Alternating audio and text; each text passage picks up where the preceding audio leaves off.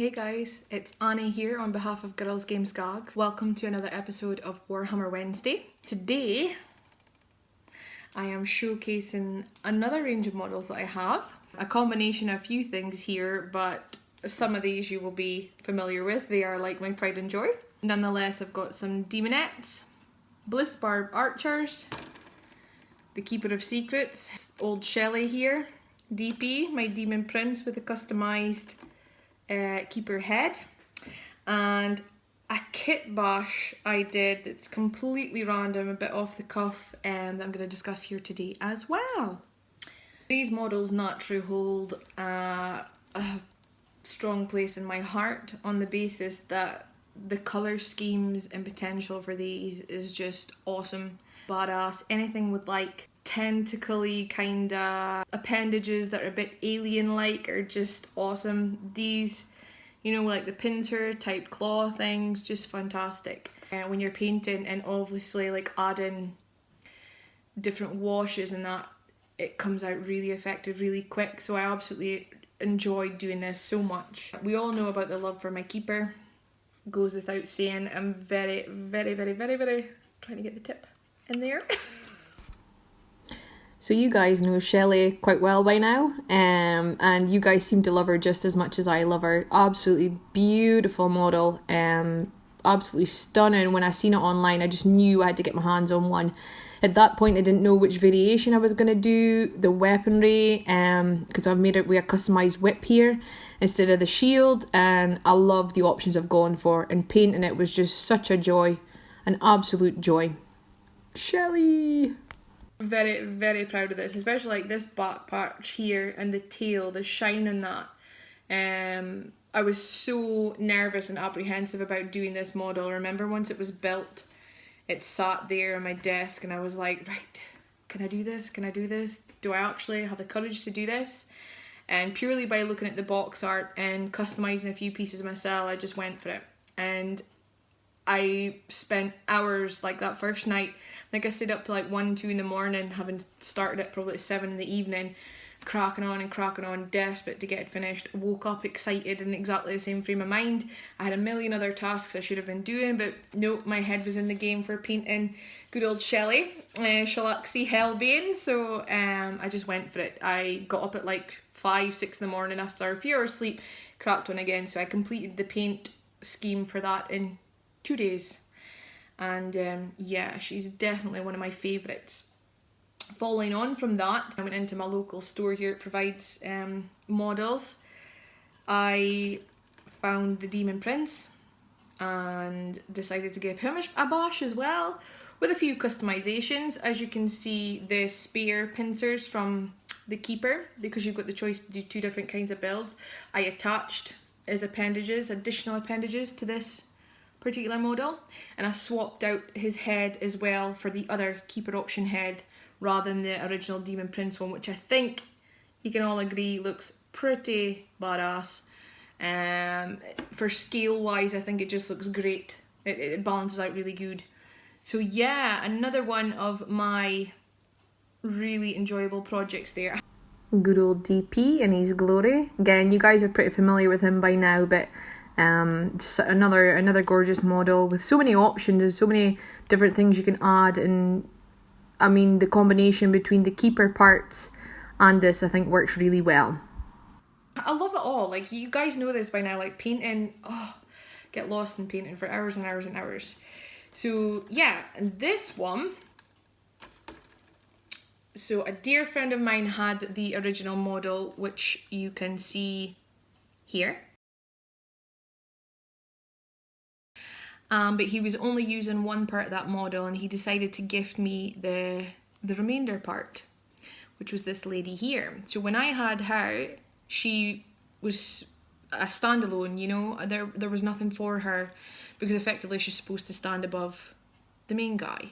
So, using random old bits of sprue I had lying around, I then proceeded to basically snip bits of sprue, join them together to kind of give almost like a ship kind of feel. And this part And the bottom part, if you can see here, is the additional cape that I also got with my keeper. So I snapped the cape in two, positioned them in a really obscure angle, as you can see here, and then stuck on random additional pieces of just literally bits of sprue I had off of a model. So they don't serve a purpose for modelling, they're literally just what hold the pieces together. And positioned this little madam in such a way that I thought it gave her a great stance. So, you know, when she's standing, she just looks in her element. She just looks so epic. So here's some close-up footage to give you an idea of what I did to try and make the base part of this model look almost like a ship or shipwreck type thing. She just has such a great stance when she towers above the original model that I thought was only fair that we gave her something in our own glory. So yeah, I don't know why, but in my head I got the idea of a ship or shipwreck and her being at the helm of it and lashing out with a whip, and I thought it just looked pretty effective. So yeah, proud of this. So yeah, that was my first experience of doing a random kit bash, just total off the cuff, using my imagination for something a bit different. And again, was so nervous, wasn't sure about paint schemes and that, but I think she goes really well with the rest of my collection here. And at the end of the day, it's amazing to have something completely unique. So as much as a lot of us may be purchasing similar models, the same kind of models, all these slight deviations is what gets me excited. You swap out a weapon or customize a head or an appendage, an arm, whatever you do, it's very, very, very unlikely you're going to get the same exact built model now and the exact same colour scheme, which is awesome. I'm all for people doing uniform things and copying like for like if that's what you're comfortable with. But for me, I enjoy there being a slight deviation, something just to put your own signature in it. If you're a bit artistic, have a little bit of an artistic flair inside you, which I like to think I do. I do a lot of writing and that in my spare time. So this hobby, for being new to it, it's coming quite natural, like the painting thing. And I just, you know what you like. You know, you've got an eye for certain colours that you're drawn to.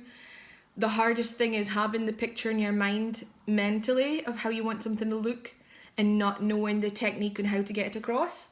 I'm very lucky, I'm very fortunate that I've got a bud I turn to all the time for advice for a lot of this. He's got over 30 years experience in this hobby, which is a huge boost for me, so that I can say like, look, this is what I want it to look like, can you help me? And he's able to rattle off exactly what's required to get my desired effect.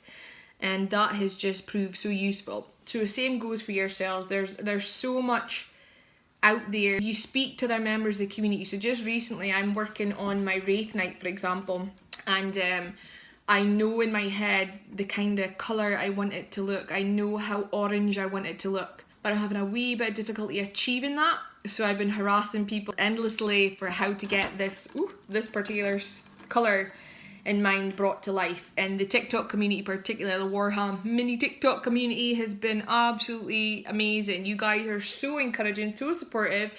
There's no such thing as a silly question. There's going crazy. Look at that baby hair.